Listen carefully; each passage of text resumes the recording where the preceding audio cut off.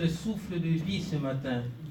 Beaucoup ont voulu être avec nous aujourd'hui, Père, mais ils sont morts. Je pense à ma belle-sœur qui est encore dans la chambre mortuaire à Kremlin-Bicêtre. Oui, Seigneur, mais toi, tu nous as fait grâce d'être là devant toi, Père. Merci pour ton amour. Merci pour ta grâce. Merci pour tes compassions et tes bontés qui se sont renouvelées encore dans la vie de ton assemblée, de tes enfants, Père. Père, c'est le moment qui est arrivé pour que toi tu parles à ton peuple.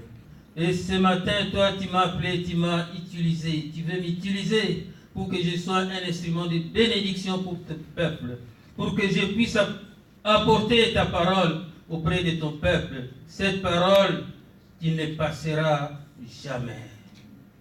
Père, dispose les cœurs de tout un chacun, mets une parole de puissance, mets une parole de vérité. Père, toi qui as dit, sans moi vous ne pouvez rien faire, que tu puisses me remplir de ton onction, de ta grâce, afin que je puisse parler de ta part avec puissance et autorité dans le nom puissant de Jésus. Glorifie ton Saint-Nom, Père.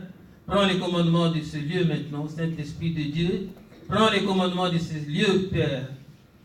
Je m'élève au nom puissant de Jésus contre tout ce qui ne te donne pas gloire, dans le saint nom de Jésus-Christ. Amen. Amen. Alors nous sommes à l'aube de la nouvelle année 2020. Alors lorsqu'on arrive à la fin de l'année, comme c'était l'année 2019, tout un chacun, on le voit dans les entreprises, dans les commerces, on fait un bilan. Alors, quel était ton bilan? Nous, les enfants de Dieu, nous faisons ce qu'on appelle un bilan spirituel. Nous ne faisons pas un bilan commercial, un bilan financier ou un bilan moral, mais nous faisons ce qu'on appelle un bilan spirituel. Alors, quel était votre bilan? La Bible nous dit, nous demande comme bilan de produire des fruits, d'apporter des fruits, pas n'importe quel fruit, pas des bananes, pas des oranges, mais des fruits du Saint-Esprit. Est-ce que vous avez récolté beaucoup de fruits? Est-ce que vous avez récolté peu de fruits? Est-ce que vous n'avez pas récolté aucun fruit? Si, pourquoi vous n'avez pas récolté de fruits? Pourquoi? Pourquoi n'avez-vous pas récolté de fruits?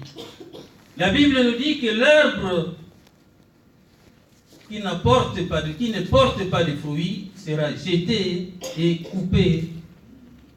Sera coupé et jeté au feu. Pourquoi vous ne portez pas de fruits? Vous êtes là tous les mercredis, vous êtes là tous les vendredis, vous êtes là tous les dimanches, mais en vous, il n'y a pas de fruits. Pourquoi? Posez-vous la question, remettez-vous en cause. Pourquoi vous ne portez pas de fruits? Alors que vous êtes appelés à porter des fruits. Vous êtes appelés à ne pas occuper inutilement la terre. Vous devrez être productif. Vous devrez être productive. Pourquoi ne portez-vous pas de fruits? Vous êtes des chrétiens superficiels. Vous venez à l'église, vous écoutez la parole, mais vous ne la mettez pas en pratique. Voilà pourquoi est-ce que vous n'apportez pas de fruits. Mais ce matin, Dieu vous parle. Dieu veut que vous puissiez porter des fruits en toute saison. Donc de janvier à décembre. Et non pas pendant une période. Comme des gens qui prient pour une période, pendant une période. Lorsqu'ils voient son fils ou sa fille tomber malade, et dans ce cas-là, elle déclenche le jeûne et la prière. Après, c'est fini. Mais la Bible nous dit aussi que nous devrons prier sans cesse.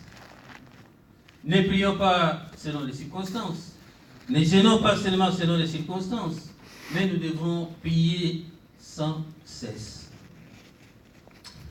Alors, le titre de mon message, tout simplement, c'est un nouveau départ. L'année 2020, un nouveau départ. Avant d'entrer dans le vif de mon message, nous allons voir quelques sujets qui m'ont interpellé beaucoup. Vous savez, lorsqu'on est arrivé à la fin de l'année, le pasteur a eu une vision. Il a dit qu'on va terminer l'année en faisant un réveillon pas comme les autres. On va rompre la tradition. On va tordre le cou à la tradition. Il a dit qu'on va terminer l'année dans la prière. Alors, lorsqu'il a annoncé ça, certaines personnes, ils ont vraiment, comme vous savez, comme les Français, ils sont là tout simplement à murmurer. Ah, mais terminer l'année sans fête, c'est pas possible, c'est pas normal et tout ça. Alors certains ne sont même pas venus à cause de ça, parce que le pasteur leur a dit, il leur a annoncé qu'il n'y avait pas de fête. Alors j'aimerais dire à quelqu'un, j'aimerais dire à l'Église, que la Bible nous dit dans le livre de Matthieu 24, 35, régisseur, tu peux avancer, le ciel et la terre passeront, mais mes paroles ne passeront point. Tout passera. Les maisons, les voitures, les enfants, les maris, tout passera. Mais Jésus-Christ ne passera jamais. Vous savez, il y a une chanson que nous chantons souvent, Doux Sauveur. Et là, dans ces chansons-là, m'a aussi interpellé, il y a un verset, pas un verset, comment est-ce qu'on appelle ça pour les chansons? Strophe. Alors qui dit, même si les années s'en vont, mais Jésus-Christ reste. Alors, pour quelques heures à passer dans la présence de Dieu, vous dites que non, vous choisissez Champs-Élysées, vous choisissez la Tour Eiffel, vous choisissez n'importe où il y a une fête. Bien aimé, j'aimerais vous dire une chose, que nous avons des fêtes toute l'année. Toute l'année, nous avons des fêtes. Des fêtes d'anniversaire, des fêtes de mariage, des fêtes de baptême, des fêtes des prédotes, tout. Et l'année passée, moi, j'en avais eu au moins 8 invitations. Cette année encore, ça commence bien. C'est moi aussi, j'en ai encore une. Donc, on ne fait que fêter tout le temps. Alors, pour quelques heures dans la présence de Dieu, vous avez choisi les mondes. C'est triste pour avoir raisonné comme ça. C'est le roi David qui disait, « Je désire être dans la présence de Dieu. » Nous devons désirer la présence de Dieu comme une biche aime l'eau. Une biche aime l'eau, il est vraiment, quand il est dans l'eau, il ne peut même pas s'en passer, donc il est tout le temps dans l'eau. Nous devons désirer la présence de Dieu, bien-aimé. Parce que dans la présence de Dieu, il y a d'abondantes bénédictions. Ceux qui étaient là à la veillée au réveillon, ceux qu'ils ont reçus de la part de Dieu, personne ne pourra les ravir ni les ôter. Mais vous qui n'étiez pas là, vous avez raté quelque chose que vous ne retrouverez peut-être plus. Alors lorsque je parle de cela, je ne parle pas à ceux qui étaient disposés pour des raisons de santé, d'autres pour des enfants, mais je m'adresse à ceux qui ont délibérément décliné l'invitation parce que tout simplement le pasteur leur avait annoncé qu'il n'y aura pas la fête. Bien aimé, c'est un peu triste pour un enfant. Parce qu'ils ne connaissent pas ou vous ne saisissez pas l'intérêt de la prière. Et cette année encore, nous avons commencé l'année avec la prière. Ce n'est pas un hasard, mais c'est une vision que Dieu a donnée à son serviteur. J'aimerais aussi vous dire aussi une chose, l'importance que Dieu, l'importance biblique du mois de janvier. Nous avons commencé ce mois avec la prière. Nous avons prié presque tout le mois de janvier. Alors je vous demande, régisseur, mettez Exode 12, 2. Exode 12, 2. Le mois de janvier a une signification biblique. La Bible nous dit, ce mois sera pour vous le premier du mois.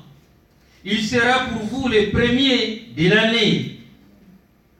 Et plus tard, si nous avançons dans la Bible, toujours dans Apocalypse 22, 13, nous pouvons lire que je suis Alpha et l'Oméga, le premier et le dernier, le commencement et la fin. Alors, si nous remettons l'année entre les mains du Seigneur dans la prière, laissez-moi vous dire que celui qui a commencé l'année avec vous la rendra parfaite pour le jour du Seigneur. Je n'ai pas entendu d'amen. Jésus-Christ est le commencement.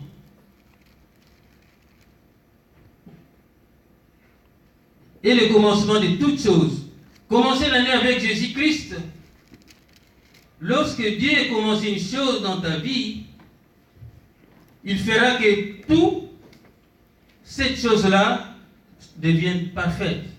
Il fera tout pour la rendre parfaite. Car il est le premier et le dernier. Il fait toutes choses pour la perfection.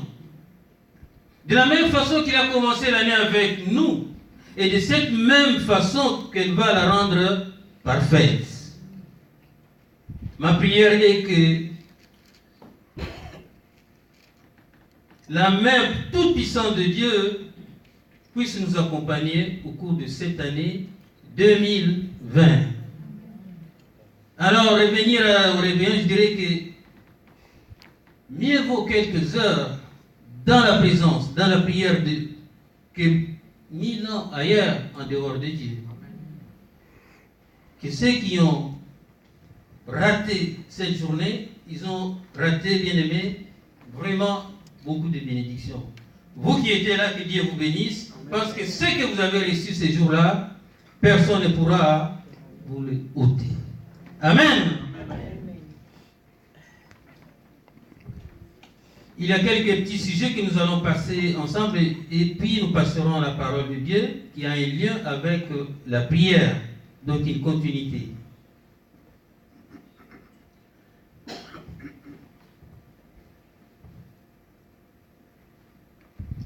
Alors je vais vous parler de beaucoup de choses.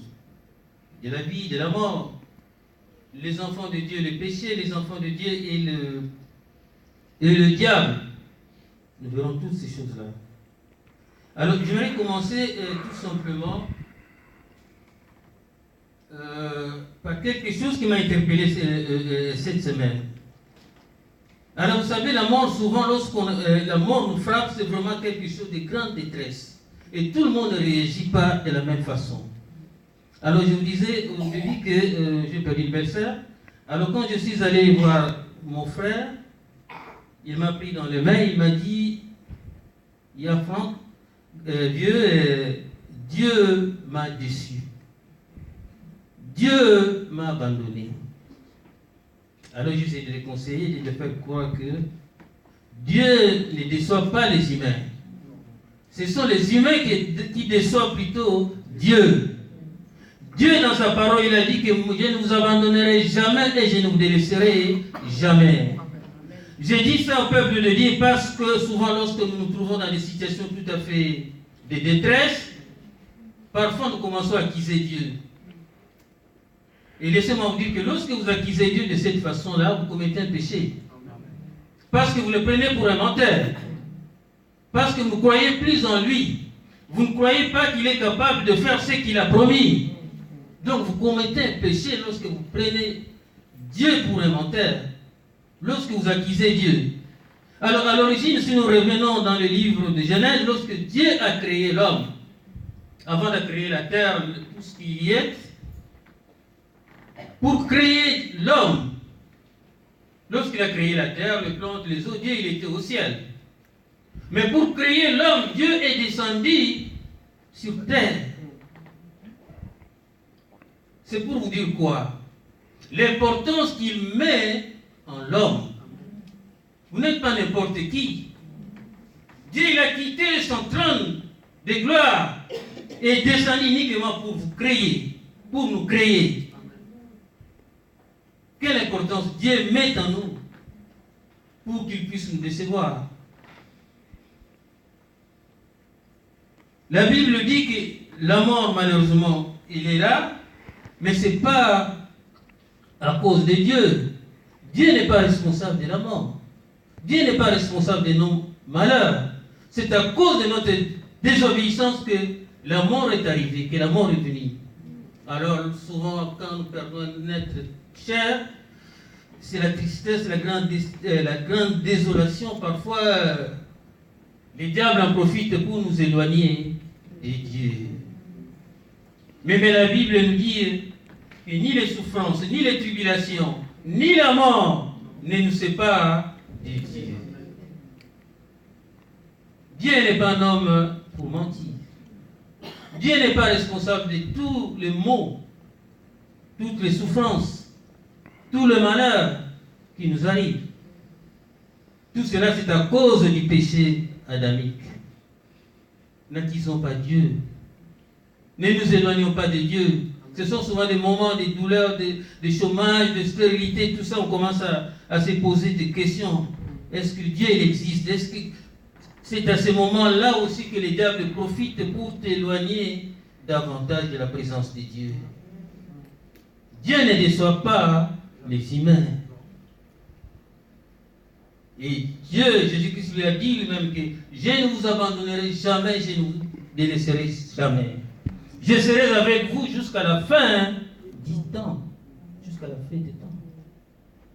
Bien-aimés, je tenais à vous dire ça, bien-aimés. Nous sommes des enfants de Dieu. La Bible dit aussi que vous allez souffrir, vous connaîtrez des souffrances. Mais Jésus-Christ, c'est là, il est pour nous consoler en nous disant que prenez courage. Moi, j'ai vaincu le monde. J'ai vaincu Satan. J'ai vaincu aussi la mort. Je profite justement pour vous parler un peu de ce qui est arrivé à Job. Job, je ne vais pas lire tout les livres de Job. C'est le livre qui parle de la souffrance et de la miséricorde de Dieu. Alors Job, comme vous le savez, c'était un homme, c'était un serviteur de Dieu. Dieu faisait beaucoup d'éloges pour Job. Au chapitre 1, verset 1, il parle même que c'était un homme intègre et craignant Dieu. Quel éloge! Moi-même, je souhaiterais même que Dieu me fasse un tel éloge. Alors, Job, par contre, il a connu souffrance sur souffrance, malheur sur malheur. Pour ceux qui ne connaissent pas l'histoire de Job, on ne va pas lire ça. Job a perdu ses 10 enfants en un seul jour. Quelle détresse! Job était un homme riche, il faisait beaucoup des aumônes. Toute sa richesse, il les a perdues aussi en un jour. Il était atteint aussi d'ulcère. Il a connu tellement de problèmes dans sa vie qu'il est arrivé à un moment qu'il commençait même à interroger Dieu. Mais Dieu lui a répondu à toutes ses interrogations. Il était arrivé même à un moment aussi qu'il commençait aussi, comme l'a fait mon petit, à accuser Dieu. Pourquoi il permet toutes ces choses? Pourquoi Dieu? Pourquoi tu m'as abandonné? Pourquoi ceci? Pourquoi cela? Au point qu'il a commencé à agacer Dieu. Mais Dieu lui a dit, tais-toi, Job. Quand j'ai créé le monde, est-ce que toi tu étais là? Dieu l'a remis à sa place. Dieu l'a réprimandé. Mais Dieu ne l'a pas condamné, n'a pas condamné Job. Mais vous comprenez, sa souffrance, mais il n'a pas condamné. Et lorsque Dieu lui a parlé, dans le chapitre 14, c'est là qu'il s'est remis en lui-même. Et il a dit, il a donné et il a repris. Dieu peut te donner et aussi il peut le reprendre ce qu'il t'a donné. Mais nous devrons, bien aimés, avoir confiance à ce Dieu-là qui t'a donné, à ce Dieu-là qui ne t'a pas abandonné. Il a demandé à Abraham de lui donner l'unique fils qu'il avait. Mais Abraham, avec l'Esprit de Dieu qu'il avait, avec l'amour et la confiance de Dieu, Abraham n'a pas hésité un seul instant. Si c'était toi, parce que tu dis, ah non, j'ai passé 90 ans sans enfant, il m'a donné l'enfant. Ah non, cet enfant, je le garde, je ne veux pas l'offrir. Mais Abraham, il a dit oui. Nous devons avoir cette attitude-là vis-à-vis de notre Dieu. Nous devons avoir cette attitude-là vis-à-vis de notre Dieu bien-aimé. Alors, Job s'est mis par terre. Il a dit, le Seigneur a donné et il a repris. Nous devons avoir cette attitude à comprendre que lorsque nous perdons quelqu'un, c'est Dieu qui nous l'a donné et c'est Dieu qui l'a aussi repris. Et tout ce que nous pouvons faire, c'est lui rendre grâce. Il a dit dans sa parole, rendez-moi grâce en toutes circonstances. N'accusons pas Dieu. N'accusons pas Dieu, bien-aimé. Que les souffrances de ce temps ne nous éloignent pas de la présence de Dieu. Nous sommes sur terre. La souffrance fait partie du lot des enfants de Dieu. Vous savez, sur la voie de Dieu, la Bible nous dit qu'il y a la souffrance et aussi l'allégresse. Il y a la joie et aussi des peines. Nous devons nous attendre à cela. Qu'il n'y a pas seulement de joie, mais il y a aussi des tristesses. Il y aura aussi des pleurs sur notre chemin vers le Seigneur. Vous allez souffrir, mais tenez ferme. Demeurez ferme dans le Seigneur. Soyez courageux. Amen. Amen. Acclamons la parole de Dieu.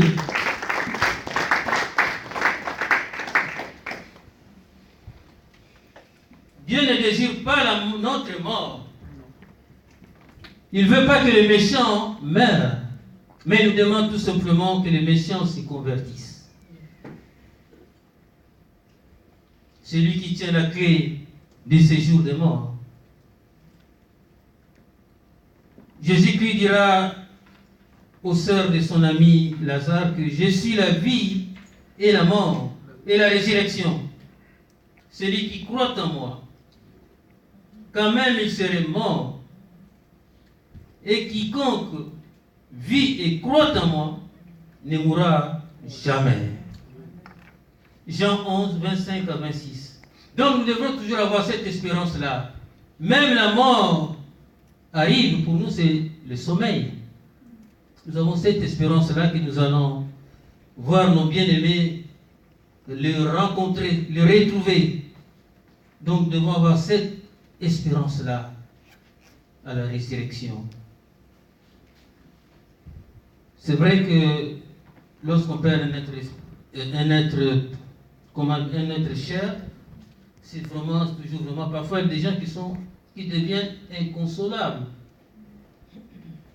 Il a perdu un être cher. Il a même abandonné le chemin de l'Église. Vous ne pouvez même plus lui parler de Dieu. Il est devenu inconsolable. Alors qu'il oublie que son être cher dort. Au son de la trompette, la personne va se réveiller. Et cette personne-là nous a précédés sur notre paradis. Donc nous devrons, bien aimés, avoir une attitude des enfants de Dieu. Amen. Amen. Amen. Amen.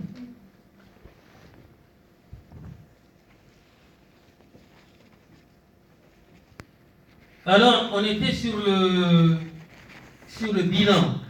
La Bible dit dans le livre de Agé 1, 6, vous semez beaucoup sur le chemin de Dieu, sur le chemin du royaume de Dieu, mais vous récoltez peu, voire rien du tout. Mais pourquoi?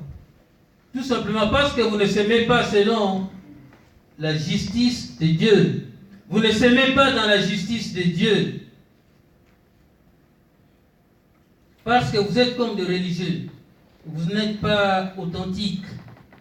Vous écoutez la parole de Dieu, mais vous ne la mettez pas en pratique. Vous êtes superficiel. Tous les jours, je vais à l'église. Tous les jours, tu es là. Mais tu l'adores. Tu pries. Tu les loues. Mais c'est au bout des lèvres. Mais ton cœur n'y est pas.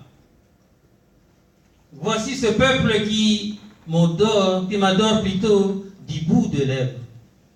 Ne soyez pas de ce peuple-là. Dieu veut que nous soyons sincères, que nous soyons authentiques, que nous mettons en pratique sa parole. Il a dit, mais pourquoi vous m'appelez Seigneur, Seigneur, et vous ne faites pas ce que moi je vous ordonne, ce que moi je vous demande. Tu t'es dit enfant de Dieu, mais ce que Dieu te demande, tu ne veux pas le faire. En toi, il y a la fausseté. En toi, il y a le vol. En toi, le mensonge. En toi, la médisance. En toi, l'impudicité. En toi, l'adultère. Mais tous les dimanches, tu es là. Et c'est triste. Dieu veut que nous soyons authentiques, bien-aimés. Aujourd'hui, le monde est en train de nous juger sévèrement. Il dit, mais cette femme-là va à l'église. En tout cas, vraiment, elle, si elle est sauvée, en tout cas, moi aussi, je serai sauvé. Pourquoi son comportement n'est pas digne d'un enfant de Dieu? La Bible dit que vous êtes la lumière. Vous devrez éclairer ce monde. Mais vous, vous êtes devenus ténèbres.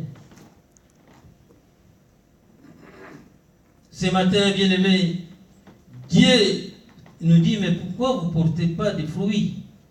Paul parle de l'insuffisance des œuvres de la foi, des fruits du Saint-Esprit.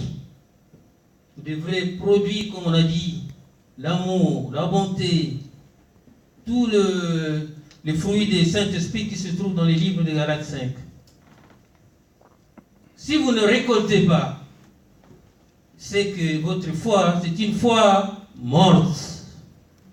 La Bible dit que la foi sans les œuvres, c'est une foi morte. Je n'ai pas entendu. Morte. Morte. Soyez attentifs, bien-aimés. Nous devons récolter les bonnes œuvres de la foi, les fruits du Saint-Esprit. Dieu lui-même veille à l'accomplissement de sa parole, de sa prophétie. Et nous demande à notre tour d'être attachés à lui, de marcher dans ses voies qui sont droites, de faire sa volonté, de nous éloigner du péché, de mettre sa parole en pratique. Si nous voulons effectivement récolter. On a vu des années, on dit que l'année de la récolte, vous n'avez pas récolté parce que vous n'êtes pas sincère. Parce que vous n'avez pas sémé. Vous n'avez pas sémé selon la volonté de Dieu, selon la justice de Dieu. Vous avez sémé peut-être sur les pierres. Vous avez sémé sur le sable. C'est pour cela que vous ne récoltez pas. Vous savez, lorsqu'un agriculteur ou un paysan veut s'aimer, il doit préparer la terre.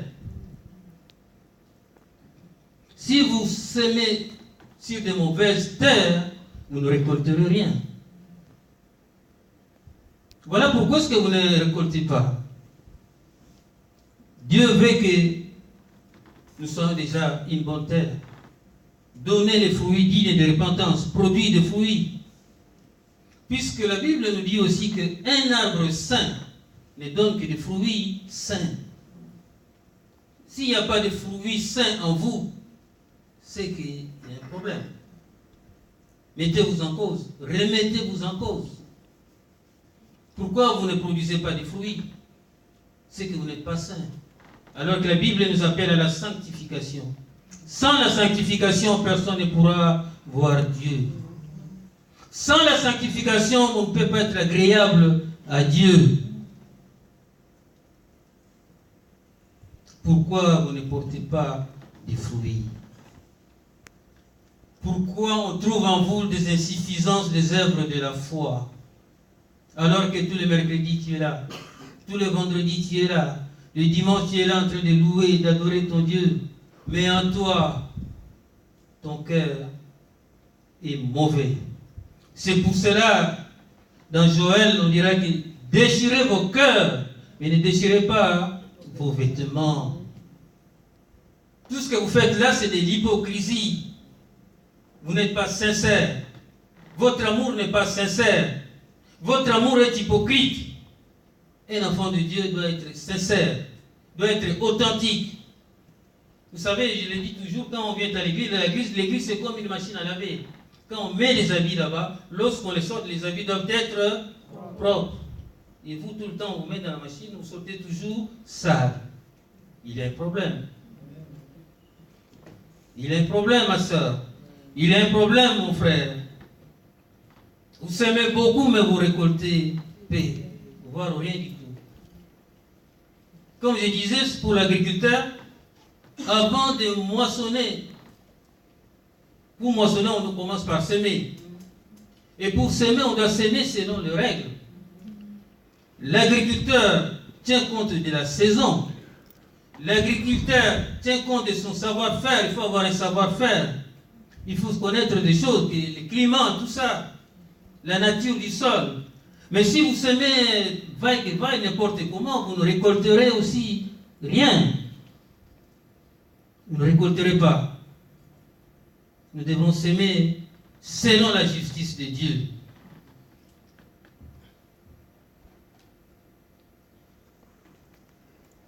Vous mangez, vous buvez, et vous ne vous êtes jamais rassasié. Vous imaginez quelqu'un qui mange qui n'est pas rassasié, comme c'est qu'il mange, sort directement, ne reste pas en lui, ne reste pas dans son ventre. Vous devrez produire, bien aimé, les fruits de la foi, les œuvres de la foi, les fruits du Saint-Esprit. Si vous semez la zizanie ou l'ivraie, sachez que vous allez aussi, ça va vous rattraper. La zizanie aussi va vous rattraper. Mais si vous semez l'amour, vous allez récolter aussi l'amour. Vous allez récolter l'amour. Comme il y a un témoignage. Alors il y a une sœur dans l'église qui dit oh, dans l'église là, il n'y a pas d'amour. Dans l'église, il n'y a pas d'amour. Ok? Dans l'église, il n'y a pas d'amour. Mais est-ce qu'en toi, il y a l'amour? Lorsqu'on donne un communiqué que ta sœur est malade, appelle-la. Vous ne vous donnez même pas la peine de décrocher votre téléphone pour l'appeler. Lorsqu'aussi on dit, voilà, on va soutenir matériellement notre bien-aimé qui est éprouvé, vous ne mettez jamais la main dans ta poche.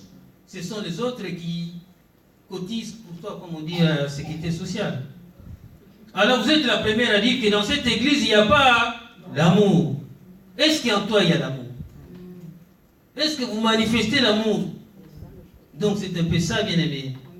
Si vous voulez s'aimer l'amour, non, si vous voulez récolter l'amour, il faut aussi s'aimer. Il faut aussi s'aimer l'amour. Amen. Est-ce que nous sommes ensemble? Amen. Acclamons la parole de Dieu si nous sommes ensemble.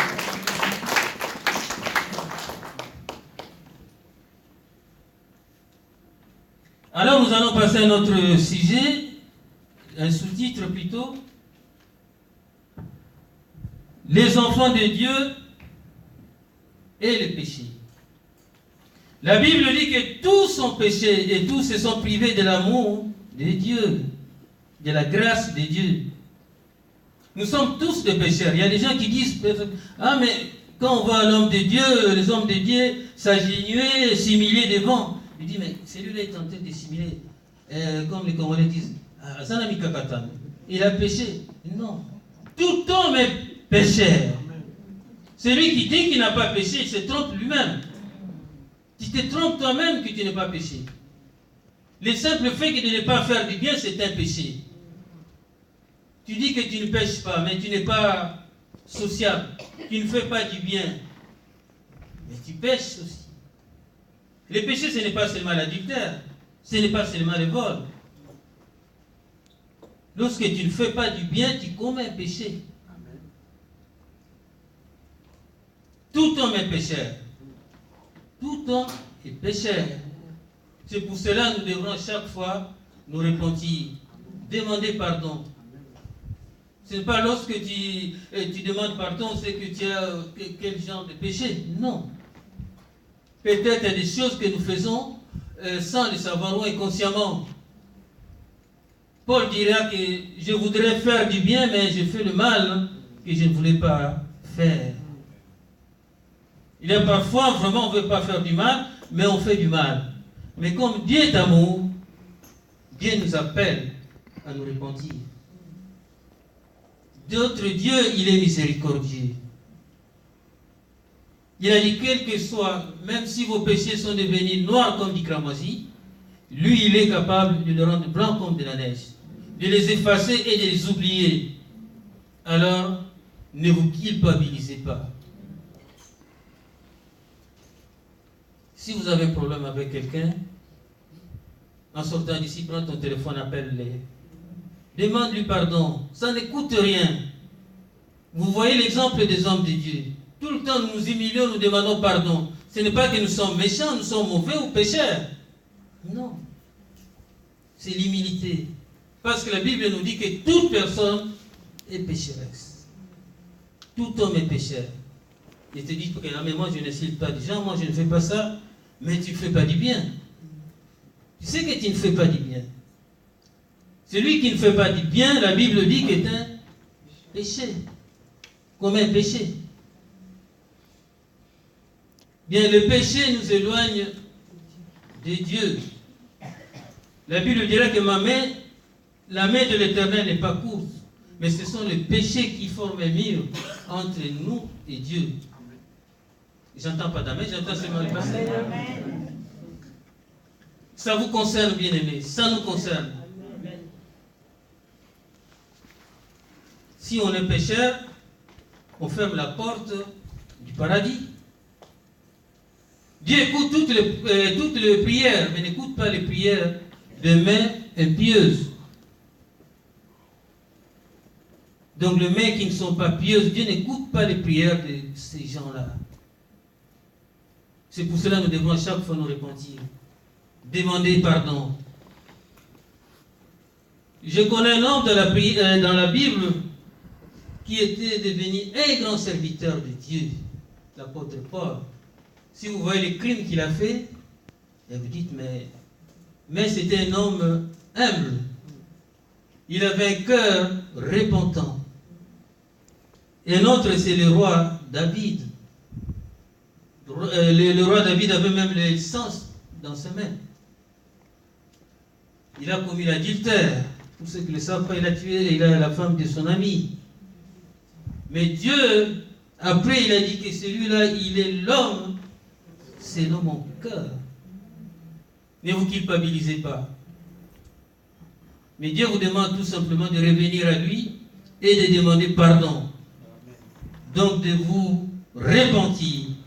Sans la repentance, bien aimé, tout le temps que nous passons ici, c'est du temps perdu.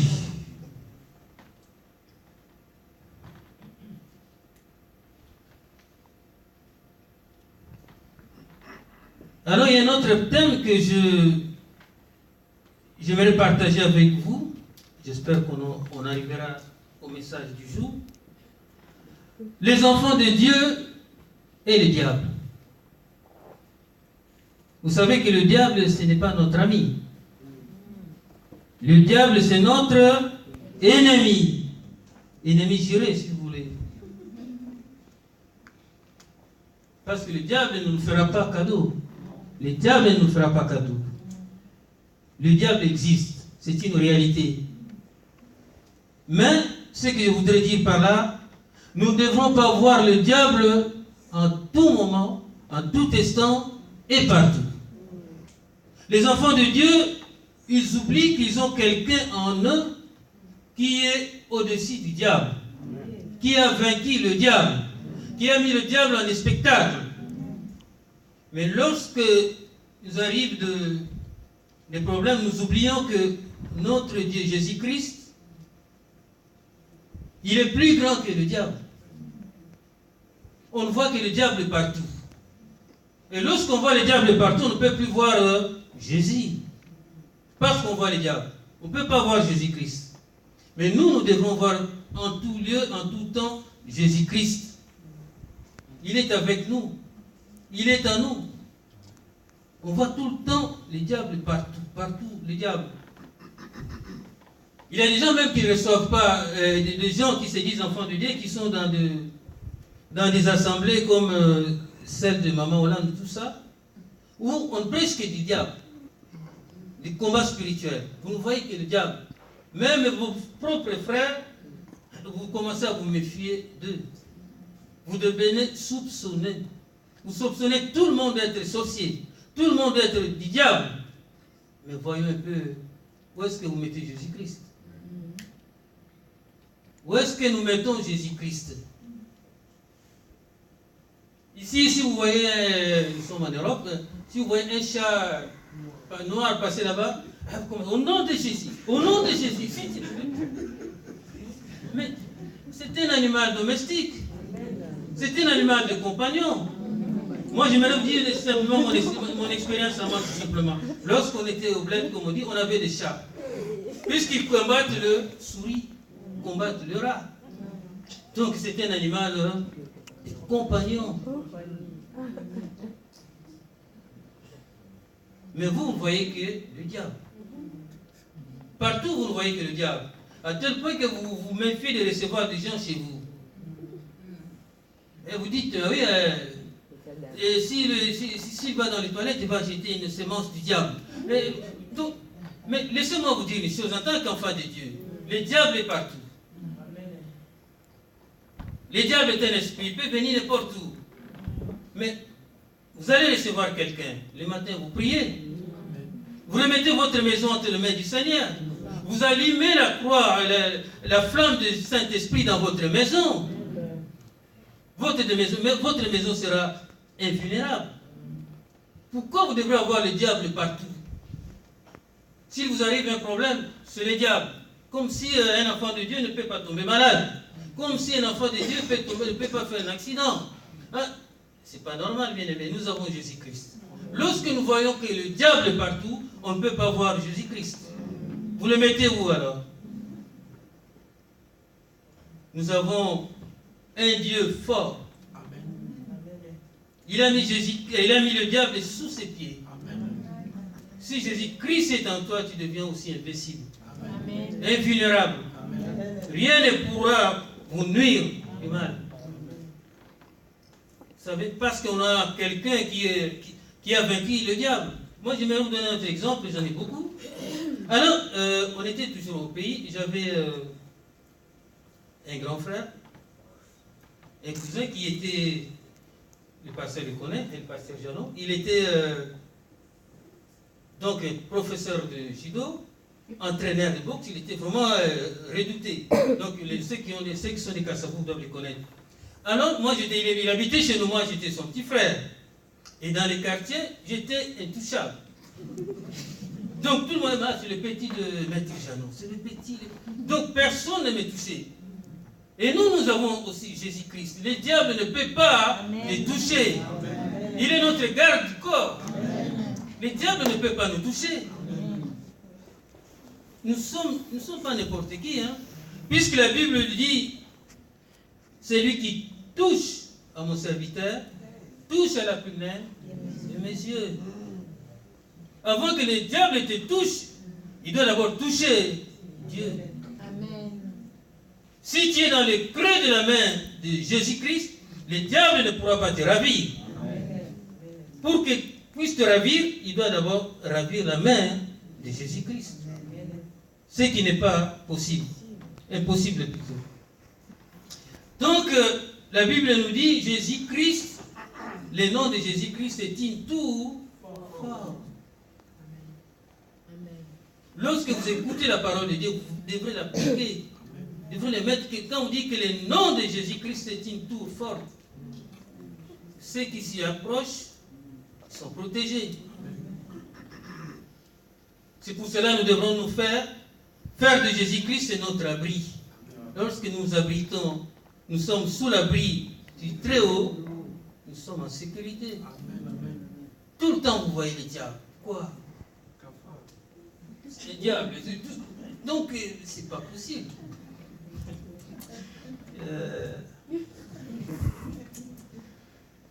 Je ne dis pas que le diable n'existe pas. En plus, il est aussi redoutable. Mais le diable a peur de celui qui est en nous. Celui qui vit en nous. Celui qui vit en nous. Il est des gens, même enfant de Dieu, il a peur d'aller au pays, au bled, comme on dit. Parce qu'il arrive que là, il a des sorciers. Comment ça? La Bible nous dit quoi? L'ange de l'Éternel campe autour de... Il a dit, je serai votre départ et votre... Mais pourquoi, depuis des années, vous avez peur d'aller au pays parce que là-bas, il y a des sorciers? Est-ce que vous êtes enfant de Dieu ou pas? Posez-vous la question. Puisque si vous devrez avoir peur de Dieu, mais attendez, et ce Dieu peur du diable, et ce Dieu que vous priez, il est où? Vous le mettez où? Les enfants de Dieu et les diables. Bien-aimés, c'est pour cela, nous devons toujours être, la Bible nous dit que veillez, priez. Nous devons toujours être en éveil. Parce que ce diable-là, bien que Jésus-Christ l'a vaincu, il n'a pas détruit. Le diable, il est toujours là. Nous arrivons à le chasser, mais il revient. C'est pour cela nous devons avoir une vie de prière. C'est ce que nous avons fait ces mois-ci. Beaucoup n'ont pas compris l'intérêt de ces veillées de prière. Parce que nous devons être en éveil. Nous devons être toujours comme une sentinelle. Parce que le diable n'a pas disparu. Bien que Jésus-Christ l'avait, il est toujours là. Il a un calendrier où Jésus-Christ descendra et il fera détruire pour toujours. C'est là où il viendra installer son royaume. Mais pour l'instant, sachez que le diable est toujours là. Nous devons avoir une vie de prière. Nous devons avoir une vie de prière. Prions sans cesse. La prière, c'est une arme. On va en entrer maintenant dans la prière. La prière, c'est une arme très efficace. C'est à cause de la prière que nous remportons des victoires. La victoire, la prière, c'est notre arme. Et une arme aussi très efficace. Nous devons avoir une vie de prière. Dans le livre de Luc 11, 9, Jésus-Christ nous dit, je vous le dis, demandez et on vous donnera. Cherchez et vous trouverez. La prière, c'est l'expression de l'homme à Dieu. On va parler de la prière maintenant, c'est la continuité de ce mois-ci. La prière, c'est l'expression de Dieu. Prier, c'est tout simplement demander. Prière, ce n'est pas un mot magique. Ceux qui connaissent bien, ceux qui maîtrisent la correspondance commerciale, vous verrez dans les courriers, on dit que nous vous prions. Ça veut dire tout simplement, nous vous demandons. On dit, vous êtes priés de déplacer votre véhicule. On vous demande tout simplement de déplacer votre véhicule. La prière, ce n'est pas un mot magique.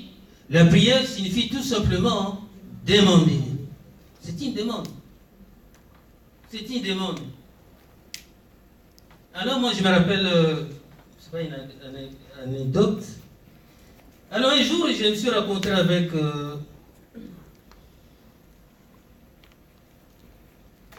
quelqu'un qui faisait la manche.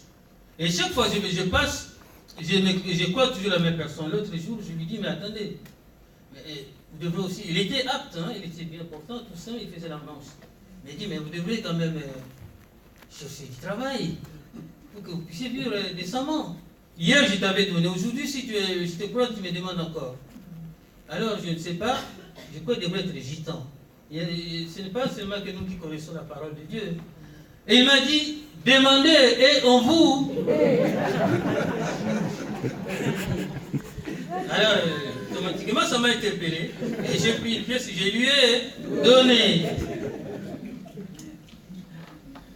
Et la Bible dit ici que c'est lui qui ne demande rien n'a. Et c'est lui qui demande reçoit.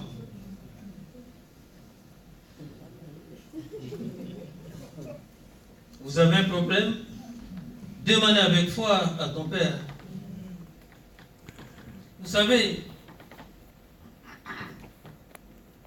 souvent quand on a un problème, n'importe lequel, et que dans la famille on a quelqu'un qui a un peu assez de moyens, et puis un grand frère et tout ça, il dit, mais attendez, mon problème, je ne m'en sors pas, je vais voir mon grand frère. Il dit, grand frère, écoutez, moi j'ai des déboires, je suis vraiment dans les rouges, j'ai des problèmes très difficiles. Et le grand frère, comme il a des moyens, comme il est gentil, comme il est généreux et aimable, il va te donner. Parce que tu as demandé. Parce que tu as. Et nous, dans la famille dans laquelle nous nous trouvons, cette famille chrétienne, nous avons aussi un grand frère. Nous avons aussi un grand frère. Il s'appelle Jésus. Et il nous dit, demandez et on vous donnera. Pourquoi vous ne demandez pas? Pourquoi vous ne lui demandez pas? Il a dit, venez à moi, vous qui êtes chargés, je vous donnerai du repos. Nous avons un grand frère qui a tout. L'or et l'argent lui appartiennent. Qui est bon, qui est aimable, que rien ne manque. Pourquoi nous ne lui demandons pas? Demandez et on vous donnera. Demandons et on nous donnera. Demandez et vous recevrez. Vous demandez, vous ne recevez pas parce que vous demandez mal. Vous demandez dans le but de satisfaire vos besoins. Ce n'est pas la priorité de Dieu. C'est pour cela que vous ne recevez pas. Dieu regarde au cœur. Dieu regarde au cœur. Dieu écoute toutes les prières, mais ne répond pas à toutes les prières.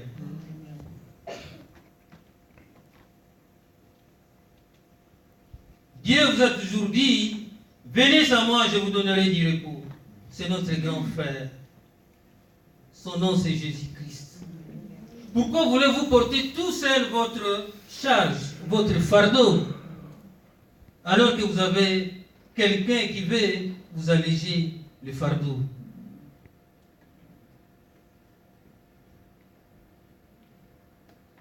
Vous savez, j'ai encore une histoire à vous raconter.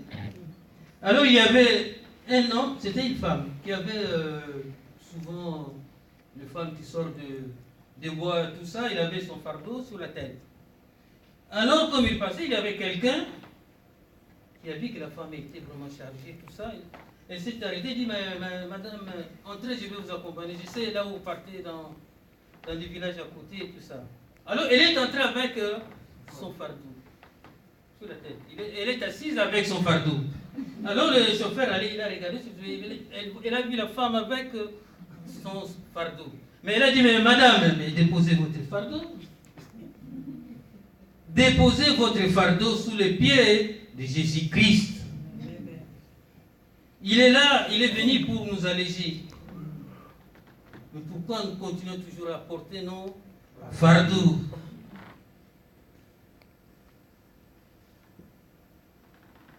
Priez et on vous demandera, et on vous donnera. Notre force est la prière. Nous devons prier avec foi. Nous avons vu Pierre quand il était emprisonné. L'Église a beaucoup prié. Et nous avons vu ce qui s'est passé. Nous avons vu lorsque Paul et Silas se sont retrouvés également en prison. L'Église a beaucoup prié. Et nous savons ce qui s'est passé. Les chaînes se sont liées et se sont retrouvés libres. La prière, c'est notre force. La prière, c'est une puissance. Nous devrons nous en servir de la prière. Dieu veut que nous soyons des hommes et des femmes de prière. Souvent, nous le savons, on le voit dans nos maisons. C'est écrit, moi et ma maison, nous servirons le Seigneur. Choisissez qui vous voulez servir. Jésus a dit que moi et ma maison, nous servirons le Seigneur. Choisissez qui vous voulez servir. Les autres, on a vu au cours du réveillon, ils ont choisi de servir le monde. Ils ont choisi d'aller dans le monde. Mais nous avons fait le choix de rester sous les pieds du Maître. De rester, de réveillonner dans la prière. Nous avons fait le choix. La vie chrétienne, c'est un choix. C'est un choix, bien-aimé. Si vous êtes là parce que vous avez fait un choix, vous aurez dû rester chez vous. Il fait froid. Regardez la télé, les autres, tout ce que vous voulez, tous les plaisirs que vous voulez. Mais vous avez fait un choix. Un choix judicieux. Parce que vous ne vous êtes pas trompé. Comme Jésus-Christ dira à Marie que vous avez fait des bons choix. Vous avez choisi la bonne part qui ne sera jamais ôtée. La présence de Dieu. Être dans la présence de Dieu. Nous devons rester dans ces choix-là. Que les problèmes de ce monde, que les difficultés ne nous éloignent pas de la présence de Dieu. Les temps sont mauvais. Jésus-Christ revient bientôt, bien-aimés. Les signes sont là. Souvent on nous dit que oui, mais ça fait 2000 ans qu'on nous a dit que Jésus-Christ revient, il ne revient jamais. Bien-aimés, cette parole-là, ça va s'accomplir. Que tu le veuilles ou non, cette parole-là, ça va s'accomplir. Nous qui sommes les enfants de Dieu, nous voyons déjà les signes précurseurs. Jésus-Christ revient bientôt. Nous devons mettre notre vie en règle, en ordre. Alors nous allons aller un peu vite, toujours dans la prière, dans notre sujet de la prière. Nous allons voir maintenant l'efficacité de la prière et les effets de la prière. Nous allons prendre notre Bible dans les livres de 1 Samuel. On commence au chapitre 1. C'est un récit que vous connaissez bien, c'est le récit de Anne. Régisseur, tu peux... Non, c'est celui qui a trouvé, il peut lire. Je ne dis pas, j'ai oublié mes lunettes de lecture.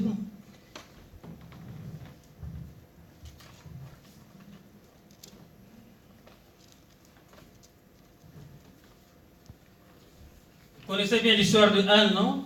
Amen. Cette femme qui a prié comme on n'a jamais prié. C'est celui qui a trouvé plus stylé.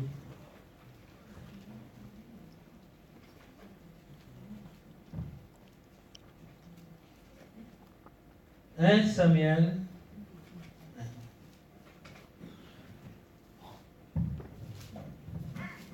Frère Constant, s'il te plaît.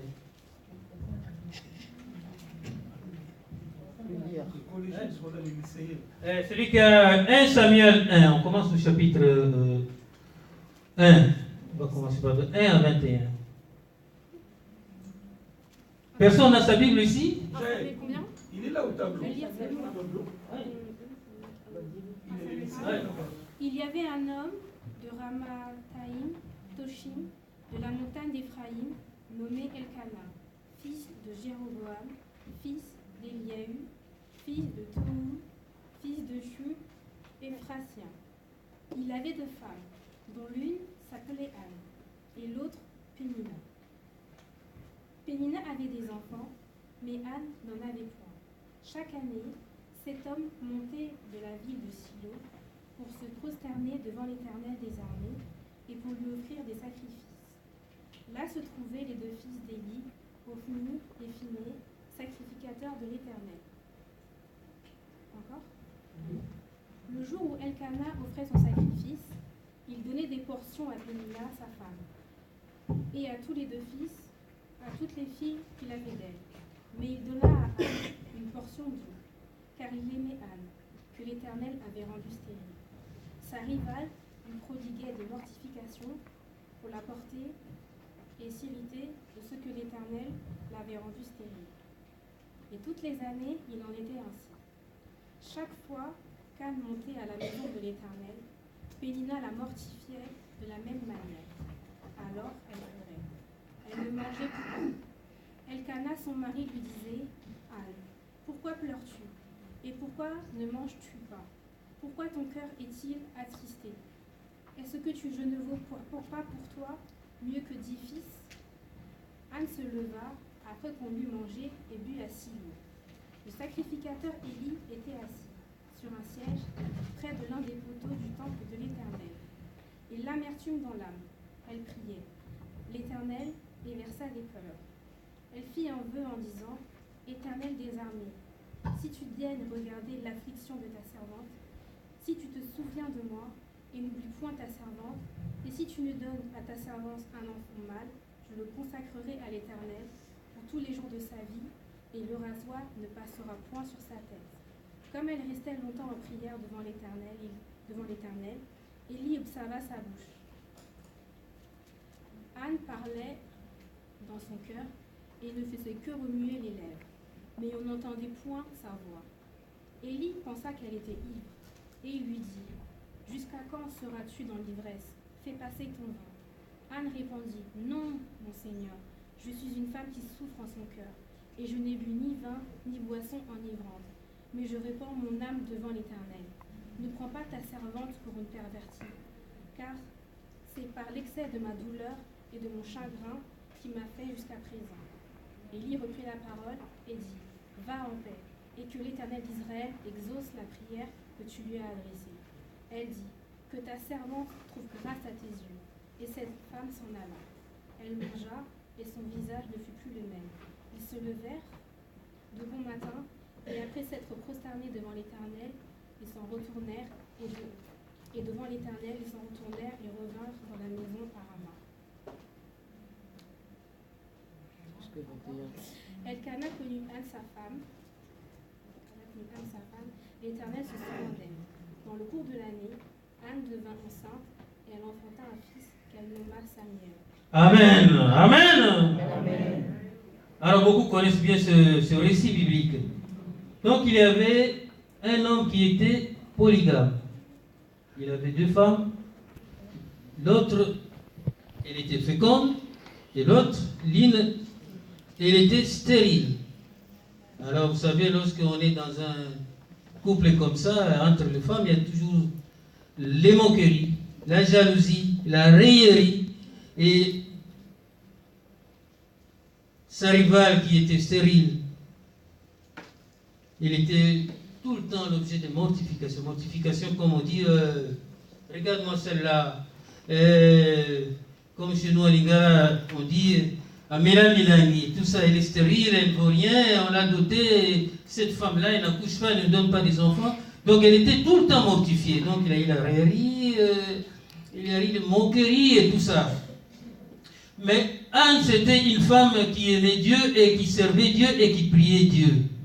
Elle allait tout le temps dans les temples, plaider sa cause, prier Dieu, exprimer sa douleur à Dieu, exprimer sa souffrance à Dieu. Mais elle n'est pas rentrée dans le jeu de sa rivale. Alors, son mari, qui l'aimait aussi, il disait, mais pourquoi tu te désoles, pourquoi tu pleures? Je t'aime plus que les enfants. Même si tu n'as pas d'enfants, moi je t'aime toujours. Pourquoi tu dois pleurer? Pourquoi tu dois te désoler? Pourquoi? Moi je suis capable de te donner tout ce que tu veux et tout ça. Et elle a répondu à son mari qu'il n'y avait que Dieu qui pouvait combler ce vide. Il y a des choses dans nos vies, dans notre vie, il y a souvent un vide que ni l'homme ne peut combler. Ni tes parents, ni ta femme, ni ton mari, ni tes enfants ne pourront combler ce vide-là. Et ce vide-là, il n'y a que l'Éternel qui peut le combler. Il n'y a que Dieu qui peut le combler. Il n'y a que Dieu qui peut donner un sens à ta vie. Alors tout le temps, elle était là triste, mais elle n'arrêtait pas de prier. Tous les jours, elle était là avec son mari. Plaider leur cause, prier Dieu pour que Dieu lui donne un enfant, un fils.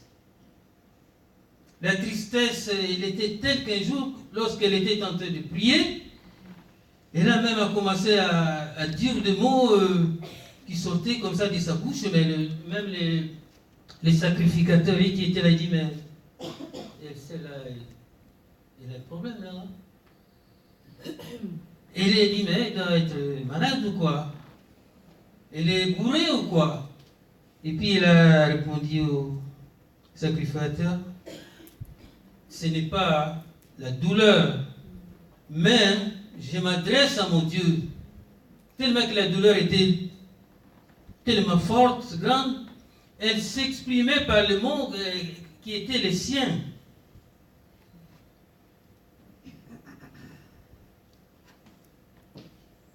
Par-dessus, la Bible nous dit,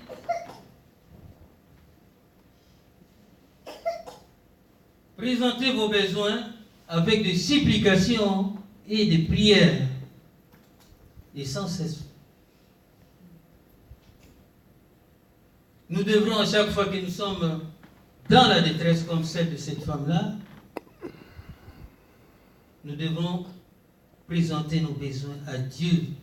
Il dit avec des supplications. Supplication, ça dit avec de larmes, en pleurant, en faisant tomber des larmes, en plaidant sa cause. Notre Dieu ne se restera pas insensible.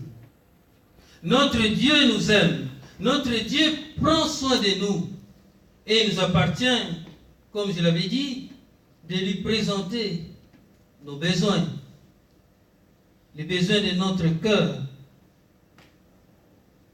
Et lui, il est capable de résoudre tous nos problèmes.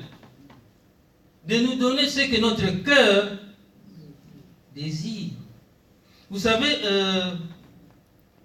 c'est l'apôtre Paul qui disait ça. Il a dit, dans Galates 4:9, lorsqu'il a parlé de souffrance, de douleur d'enfantement, il a dit, il souffrait jusqu'à ce que pour que Christ soit né en nous. Cela veut dire quoi?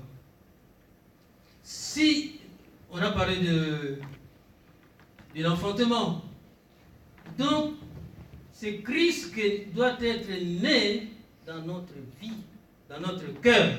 Si Christ est né dans nous, si Christ est en nous, et après, la Bible dit, demandez tout ce que vous voulez, il vous sera donné. Nous devrons enfanter Christ. Vous n'avez pas de solution à tous vos problèmes parce que vous n'avez pas encore enfanté Christ dans ta vie. Il faut que Christ soit né dans votre vie. Vous ne pouvez pas avoir une année d'excellence si Christ n'est pas né en vous. Si Christ n'est pas en vous. Mais si Christ est en vous, si Christ est né en vous, et alors vous avez un Dieu. Un Dieu avec vous qui va résoudre tous vos problèmes. La Bible dit qu'il est la solution infaillible à tous les problèmes du monde. Vous n'avez pas de solution, vous ne trouvez pas de solution, et c'est tout simplement que Christ n'est pas né en vous. Ici, je ne parle pas d'enfantement de bébés ou, mais nous devons enfanter Christ dans notre vie. Il faut que Christ soit né dans notre vie. Tant que Christ n'est pas né dans notre vie, il ne pourra rien faire puisque vous n'avez enfanté personne. C'est lui que vous allez enfanter, c'est lui qui va résoudre tous vos problèmes. Et c'est lui aussi qui va vous donner ce que votre cœur désire. Christ, bien-aimé, c'est très important. On ne voit pas de fruits en vous parce que Christ n'est pas encore né dans votre vie. Christ est absent dans votre vie. Il faut que Christ soit né dans votre vie. Alors, vous allez me poser la question, mais comment enfanter Christ?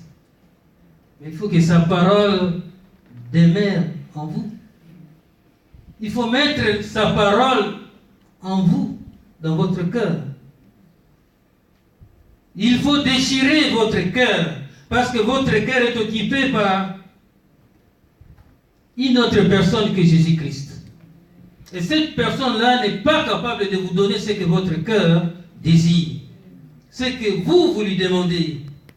Il n'y a que Christ qui peut vous donner ça.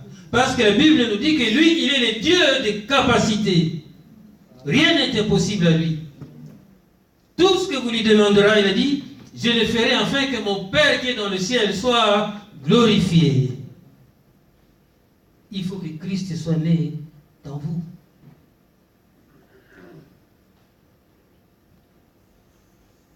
Pénina était stérile, mais comme elle a supplié Jésus-Christ, elle a prié, elle a, en d'autres termes, enfanté Christ en lui. Christ est né en lui. Et c'est là où le sacrificateur dira que Dieu a écouté ta prière. Dieu écoute les prières de justes bien-aimés. Si, au travers de tes prières, tu n'as pas de résultat, soit vous n'êtes pas juste, parce que Dieu ne te trouve pas juste à ses yeux. Pas forcément. Ou encore, ce n'est pas encore le calendrier de Dieu. Dieu fait grâce à qui il veut. C'est lui qui a le calendrier de notre vie et il agit quand il veut. Il est le maître des temps et des circonstances.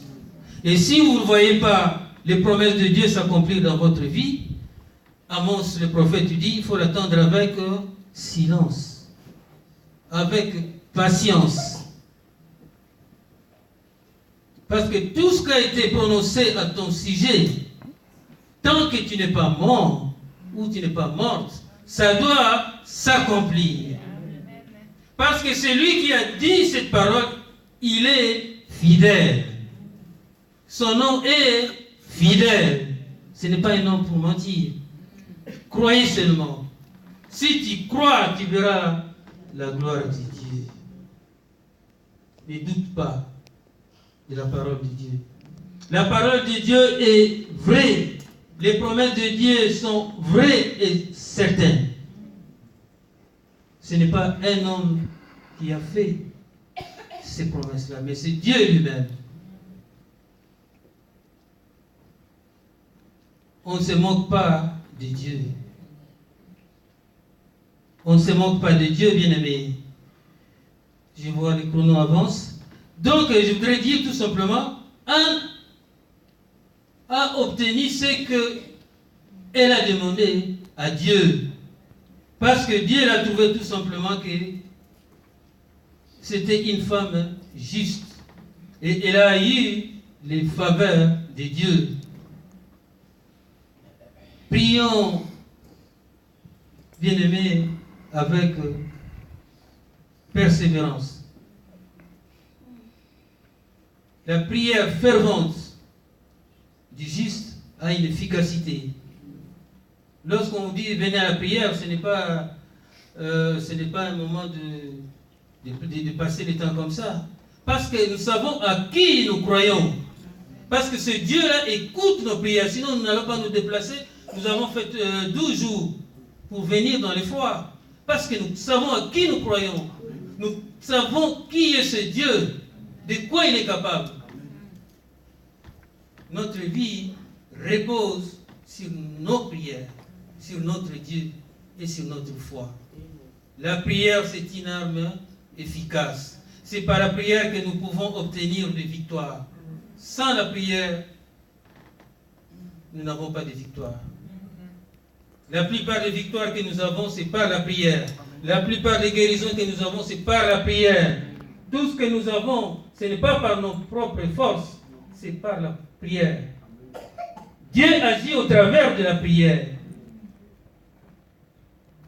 Alors, vous allez comprendre pourquoi est-ce que tous ces mois, nous sommes toujours dans la prière. Sans la prière, nous sommes faibles. Nous laissons une opportunité au diable. Nous avons vu que le diable, il est animé d'une grande colère. Il rôde comme un lion rougissant, cherchant qui dévorer. Mais nous sommes exceptionnels. Nous faisons exception. Le diable est en train de rôder, mais quand il veut venir à côté de toi, il voit Jésus-Christ. Donc, même s'il vient comme un fleuve, même s'il vient comme un tsunami, l'Esprit de Dieu lui fera fuir. Parce que Dieu, il est en nous. Parce que nous avons enfanté Dieu dans notre cœur. Bien-aimés, je vais m'arrêter là. Vraiment, soyons des hommes et des femmes de prière. Il n'y a pas d'autre arme que Dieu nous a donnée si ce n'est que la prière. Mettons-nous debout, nous allons prier. Nous avons écouté